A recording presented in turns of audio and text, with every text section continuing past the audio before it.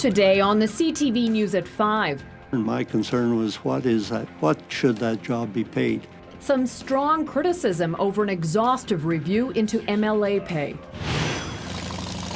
How Southern Albertans are hitting the highway for a good cause.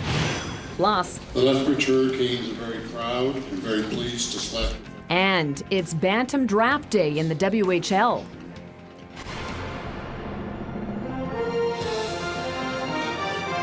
CTV News with Jackie Scantlebury.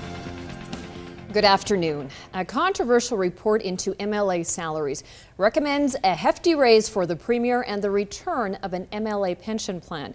Former Justice John Major was asked by the Premier to examine how politicians are paid and if changes should be made to the process. The review was prompted by MLAs giving themselves raises and huge transition allowances when they left office. So many assumed that there would be cuts recommended, but that didn't happen. Major is recommending raises for cabinet ministers to over $200,000, and he also says MLAs should get a flat salary of $134,000. Depending on how many committees they sit on and what other work MLAs do, that could be either slightly less or slightly more than they make right now. The report says the Premier's pay should be increased over the next 2 years to $335,000. The Premier's job paid $217,000 last year. Alison Redford says she will not accept the raise. I could not take that. I would not take that. It is not what Albertans want. I don't think it's appropriate.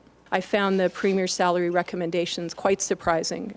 If at the end of the day, by not accepting that salary recommendation, I am criticized for not accepting an independent report, I'd rather have that criticism than being criticized for accepting that kind of a salary recommendation.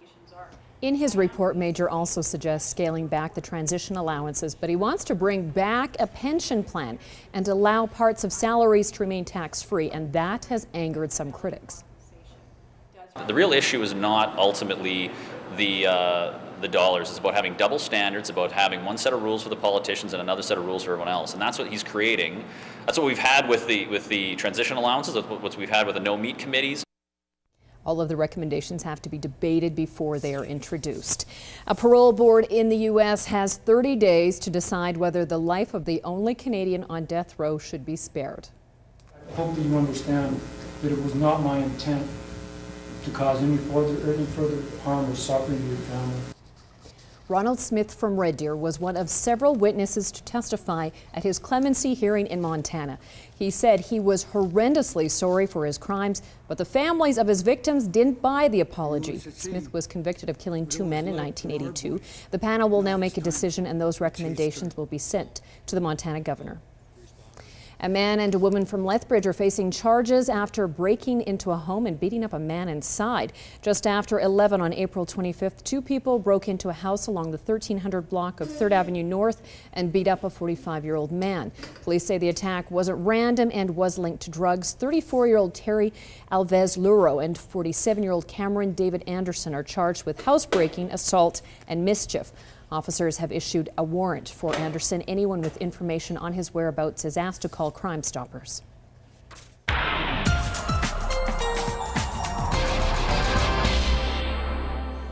Dory Roster, we've got some pretty decent conditions for the weekend, but next week into the 20s by Tuesday. Yeah, I know people have been waiting for this. We really need to get back into a stable air mass, not just one day of a little bit of mixed sunshine. And that looks like it's going to be starting to happen beginning this weekend and then really transitioning into that stability as we get into next week. So yeah, there is light at the end of the tunnel, the rainy tunnel, and I'll tell you all about it in a couple of minutes. Thanks, Dory. A Lethbridge physics professor has been selected to head the Canadian team that will build an instrument for the world's next powerful space observatory. The Japanese mission, known as Spica, will spend a large telescope more than 1.5 million kilometers from Earth. A team of Canadian researchers will also be participating in the mission under the leadership of U of L professor David Naylor. Terry Vogt reports.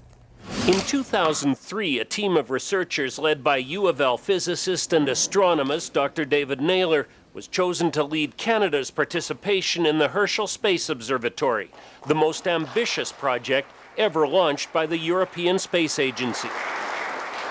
9 years later, Herschel is rewriting the textbooks, and Dr. Naylor has been named lead investigator for the world's next big space observatory, known as Spica. It'll be launched by the Japanese in the next 5 to 10 years. Spiker will see 1,000 times the volume of the universe than Herschel. So Herschel's rewriting things, and Spiker's going to see 1,000 times more of the universe. So to put that in perspective, when Spiker's launched, Herschel's observations will be 0.1% of the universe will have been explored. Spiker will blow that away. It's a paradigm shift in our understanding. Dr. Naylor says Spica's high spatial resolution and unprecedented sensitivity will enable researchers to see far more of the universe, helping to understand and answer questions about the formation of stars and planets. I've spent my career working in a niche area in a very difficult instrument, and now every space agency says that's the one we want to fly. Dr. Naylor calls himself an experimental astrophysicist, and the equipment he'll be working on needs to be flexible and versatile for a mission that'll last about 20 years, not only answering questions of the day, but also the questions scientists will be asking 20 years from now. Terry Vogt, CTV News, Lethbridge. The U of L is currently hosting a Herschel Spire Consortium meeting in Banff, and that involves more than 80 researchers from 8 countries. They're gathering to share data, review the Herschel mission, and also plan for the future. Medicine Hat seniors will soon have more opportunities to receive health care at home. Alberta Health Services announced a $3 million annual funding increase to expand home care in Medicine Hat and its communities that surround it. The provincial funding will be used to nearly double the number of home care workers in the South Zone. Recruiters are already looking for 60 new workers to help fill the gap. Medicine Hat's population is 15% senior citizen, which is more than 4% higher than the provincial average. As well as helping seniors, home care workers will also assist with rehabilitation. A group of Southern Alberta bikers are getting set to hit the highways for a good cause, and you can join them. George's Ride is a new initiative benefiting the Jack 80 Cancer Centre. George Huffnagel is a prostate cancer survivor and a motorcycle enthusiast. The Jack 80 Cancer Centre is opening its doors tonight for tours and information on the ride. Huffnagel is hoping to turn this ride from Lethbridge to Waterton Lakes National Park into an annual event in support of Cancer Centre. Here's your opportunity to get on your bike, do the thing you're passionate about, and go for a great ride, to Waterton and back. And we want you to come out tonight and learn more about the event and to register and sign up, because we have a goal of 200 riders, and we need you to get there. You don't have to go very far to find someone that you know, or someone that you're related to, that has been touched by cancer. The open house just got underway in the County Hall room at Chinook Regional Hospital. It runs until 8 tonight.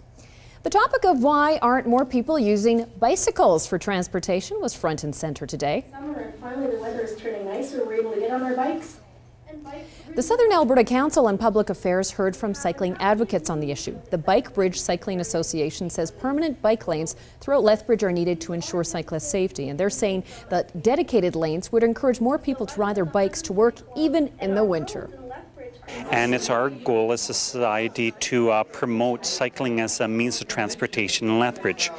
One of the principal issues that we are trying to promote is infrastructure for cycling within Lethbridge. Bike lanes would be fantastic if we could have them. We're really sort of blessed with these wide roads in Lethbridge so that we're able to provide a 3-foot space on either side. The Bridge Bike Association says the current multi-purpose paths in Lethbridge don't go far enough to ensure cyclist safety. The planning committee for the centennial celebrations at the Empress Theatre in Fort Macleod is already gearing up to celebrate 100 years of history this summer. The year-long celebration begins on June 29th. That's exactly 100 years from the day that the theatre opened its doors. Events include a specially commissioned play called The Stage That Made Us and the launch of Reign of the Empress, a loosely based history book. Organizers say they're excited to honor the theatre's legacy. It's still in the planning processes too, because it's going to go from June the 29th until May of 2013. But we will be throughout that whole year honoring the fact that we're centennial at that time. Theatre officials say they're also hoping to revive a community theatre group. Garth Brooks fans still looking for tickets to the July show in Calgary have a chance to get their hands on a pair and also help a community organization. A Medicine Hat man got 2 tickets to the sold-out concert and planned to go with his wife, but now the couple can't make it because the wife's previously scheduled surgery has been changed to the actual date of the concert. The man decided to put the tickets up for auction on Facebook and plans to give all the proceeds to the Samus Rotary Club in Medicine Hat. The bid right now is $1,000 so far. We've put a link for the bidding on our CTV Lethbridge Facebook page. Time now for a look at how the markets wrapped up the day.